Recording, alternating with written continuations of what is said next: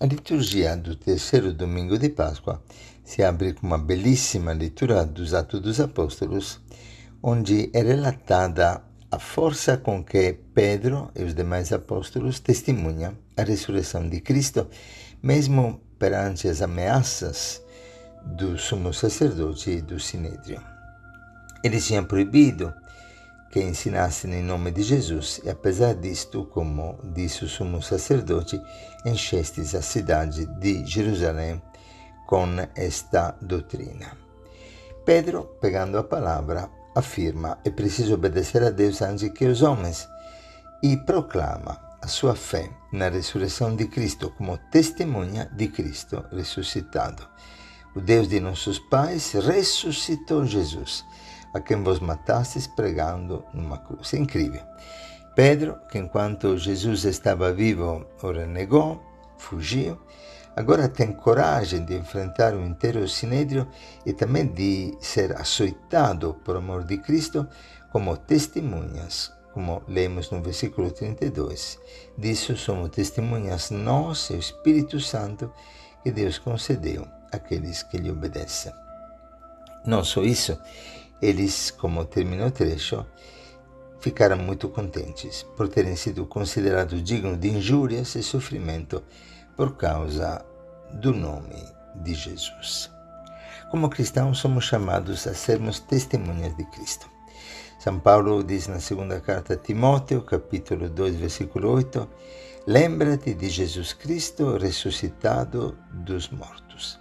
De fato, a Páscoa não é um dia, é um dia sem ocaso, um dia que nos mostra um tempo que se abre sobre a eternidade. Jesus dirá: eis que estarei convosco todos os dias até o fim dos tempos. E o fim dos tempos significa pela eternidade. Ele está conosco. E nós somos chamados a sermos testemunhas dele e viver no Espírito, esse Espírito que Deus concede àqueles que lhe obedecem. Viver como cristão significa obedecer. Uma pessoa viva, uma pessoa que nos precede, uma pessoa que nos chama a ir sempre além de nós, a superar-nos continuamente e a nunca parar no passado da nossa história. Ele é o futuro da humanidade. Por isso Paulo dirá em outro trecho: esquecendo-me do passado, corro rumo à meta que me é proposta em Cristo Jesus. Ele é o Senhor. Ele é aquele que era, aquele que é, aquele que vem, aquele que sempre nos precede. E por isso o Evangelho de João, no capítulo 21, nos conta desta aparição, a terceira aparição, como dirá João, de Jesus para os apóstolos, depois da sua morte. A aparição foi assim, diz João. Estavam juntos Simão Pedro, Tomé, chamado Dídimo, Natanael, de Caná de Galileia, os filhos de Zebedeu, que são João e Tiago, e outros 2 discípulos. Ao todo são 7 pessoas. É claro que cada número tem um significado muito específico em João. Mas não podendo entrar nos detalhes deste trecho, vamos entender o sentido geral e o sentido mais específico neste momento e neste domingo terceiro da Páscoa. De fato, acontece que se repete o milagre da pesca. Os apóstolos vão pescar, Pedro toma a iniciativa, os outros seguem, não pescam nada durante a noite e de repente aparece um cara na praia que pergunta: moços, tende alguma coisa para comer? Responderam: não. Jesus disse-lhes então: lançai a rede à direita da barca e achareis. Então a rede ficou tão cheia de peixes que não conseguiam nem puxá-la. E o discípulo que Jesus amava disse a Pedro: o Senhor. E Simão Pedro, mais uma vez, escutando o discípulo que sempre o precede nesta intuição, nesta capacidade de reconhecer o Senhor, porque quem mais ama, mais conhece, se lança na sua capacidade de homem entusiasmado, se veste rapidamente porque estava nu, e quando chega à terra, não estavam distantes da terra, especifica João, apenas 100 metros da praia, encontram este homem, que é Jesus, com brasas acesas, com peixe em cima das brasas e pão. Jesus Desta vez serve os apóstolos, os convida a comer. Claro, são símbolos eucarísticos, como hoje o Senhor, neste domingo, em todo domingo, nos convida a comer. O peixe era o símbolo de Cristo, o símbolo dos cristãos, o pão, o símbolo eucarístico. Somos chamados a um banquete, a intimidade com Cristo. Essa é a nossa vida cristã e é interessante porque nas aparições no Novo Testamento são 18 aparições pelo menos de Jesus. Um dia me diverti a fazer esse estudo bíblico maravilhoso. Nós vemos que Jesus sempre se apresenta de várias formas e normalmente depois que os apóstolos o reconhecem, ele desaparece, quase a dizer: você me conhece, mas agora busca-me mais, agora procura-me mais. A ressurreição de Cristo é um convite a irmos sempre além. Às vezes aparece como andarilho, como os discípulos de Emaús, como jardineiro para Maria Madalena, aqui como um experto na pesca, que convida a lançar a rede do outro lado da barca. Outras vezes como um cozinheiro, aqui está cozinhando pão e peixe, ou um servo que está realmente oferecendo comida para os apóstolos. E de tantas formas diferentes.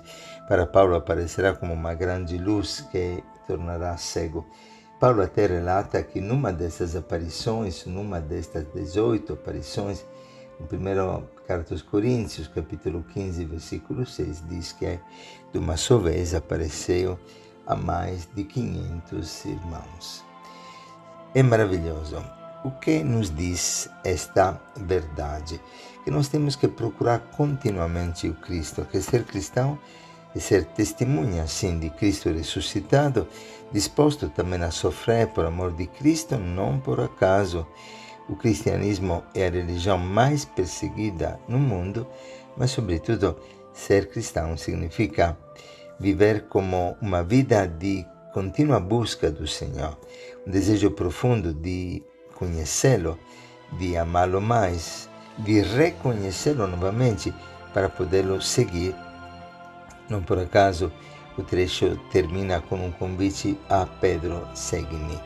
E desta vez o convite faz referência à morte com que Pedro ia glorificar a Deus, como diz João. E entra aqui o belíssimo diálogo de Jesus com Pedro. E Jesus por 3 vezes pergunta a Pedro: me amas mais do que estes? Na verdade, os exegetas nos dizem que esta tradução pode ser interpretada de forma diferente e que este amor quer dizer um amor divino.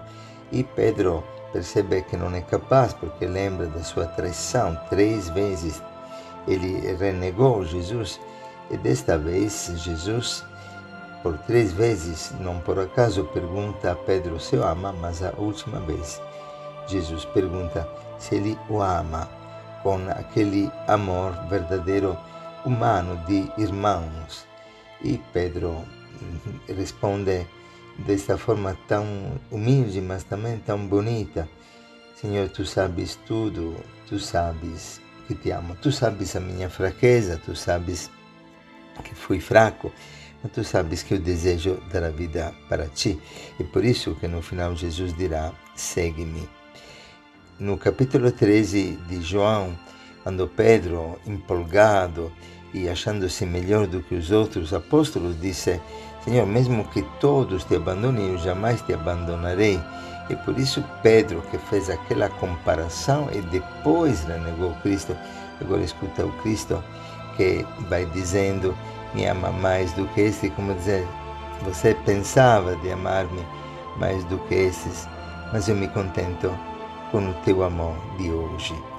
Apacenta as minhas ovelhas. Cristo não entrega o rebanho ao apóstolo mais forte, nem ao mais corajoso, nem àquele que amava, como João se define o Cristo, aquele que o reconhecia logo, mas o entrega ao apóstolo humilde, a um apóstolo que não tem medo de reconhecer a sua fraqueza e de seguir Jesus, apesar da sua fraqueza, com as suas fraquezas, com as suas contradições, mas que no final foi perseverante até a morte, e a morte de cruz, como sabemos. E Pedro, de forma belíssima, entende que o Senhor o convida a ir sempre além. Com esta pergunta, Jesus está dizendo: Pedro, olha para mim, estou vivo. Você, pela força que eu te dou, saberá ir além da tua fraqueza. Pedro diz: sim, Senhor, eu creio. Você poderá ir além das misérias do teu passado. Você pode ir além da consciência do teu limite. Ama-me por inteiro. E Pedro se deu inteiramente para Cristo. Da mesma forma, alguns exegetas nos levam a interpretar esse trecho naquela comparação desta forma: tu me amas mais do que estas coisas. Quer dizer, me ama mais do que a pesca, do que o trabalho, do que a comida que acabo de dar-te. Porque em grego esse termo é neutro, então pode ser interpretado de várias formas: mais do que estes ou mais do que estas coisas. Em outras palavras, Pedro estava voltando a pescar, estava voltando à vida do passado. E Jesus disse: Pedro, agora vai além da pesca, vai além do trabalho. Eu quero que você agora possa trabalhar como testemunha da minha ressurreição até o fim da tua vida. Por isso Jesus pôde falar e dava para entender com que morte Pedro iria glorificar a Deus por ser testemunha. E quando era jovem, ele confiava nas suas forças, fazia aquilo que sentia desejo de fazer. Quando era jovem, te cingias, ia para onde querias, mas quando fores velho, estenderá as mãos e outro te cingirá e te levará para onde não queres ir. Em outras palavras, você, Pedro, te convido, vai além da tua vontade. Os jovens normalmente fazem a sua vontade, satisfaz seus desejos, mas a pessoa que adquire maturidade na vida se deixa conduzir por Deus. Confia no Senhor, confia na providência e caminha realmente abandonado, se deixa levar, onde de repente até não queria ir. É belíssimo. Segue-me. E quando Jesus diz segue-me, está dizendo também vai além até da tua própria morte. Eu sou mais do que a morte, sou mais do que o trabalho, sou mais do que a vida, sou mais da tua fragilidade, sou mais da tua incapacidade de amar. Eu te amo com amor imenso. Eu sou vivo e caminho contigo e sempre te precedo e sempre te convido a ir além, de não voltar ao teu velho trabalho, à tua pesca, a Galileia, mas a voltar-te para o futuro que te espera em Roma, onde você será crucificado. Este é o sentido deste Evangelho, deste domingo.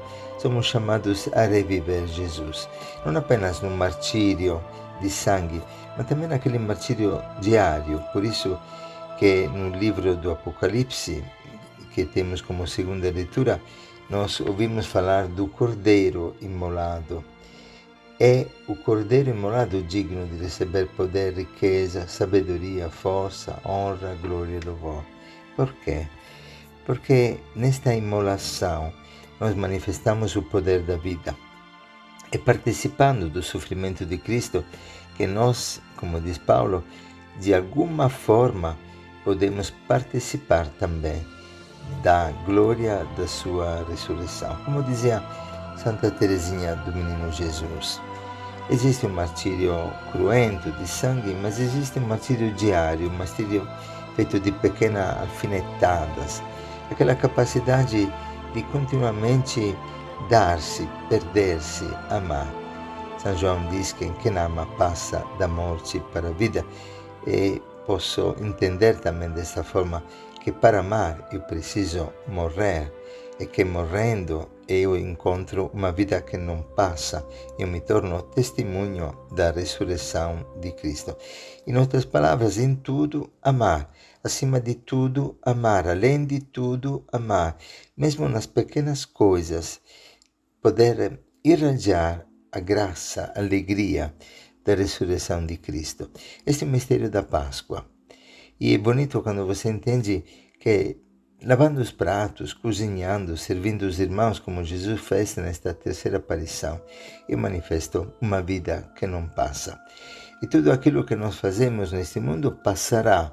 os muros que nós construímos como pedreiros, os campos que nós cultivamos como agricultores, mas o amor que nós colocamos naquilo que fazemos não passará. Em tudo podemos experimentar a santidade, no trabalho cotidiano, numa pequena renúncia, na atenção que damos a uma pessoa quando estamos ocupados ou estamos correndo e quando aparentemente não teríamos tempo para dedicar ao outro. Naquele perder a vida, naquele pequeno martírio, nós testemunhamos o poder da ressurreição de Cristo.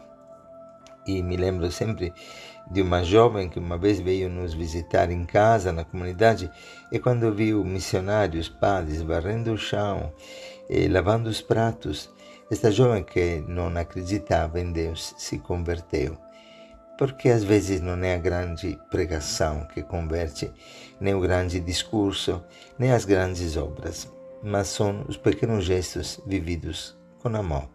E quem ama passa da morte para a vida e testemunha a alegria, o poder, a força, a vitalidade e a fecundidade da ressurreição de Cristo. Que o Senhor te abençoe e te guarde, que faça resplandecer a sua face sobre ti, te dê a paz. Um feliz tempo de Páscoa para todos. E vamos obedecer ao Espírito Santo, deixando-nos conduzir ao encontro de Cristo, que sempre nos precede.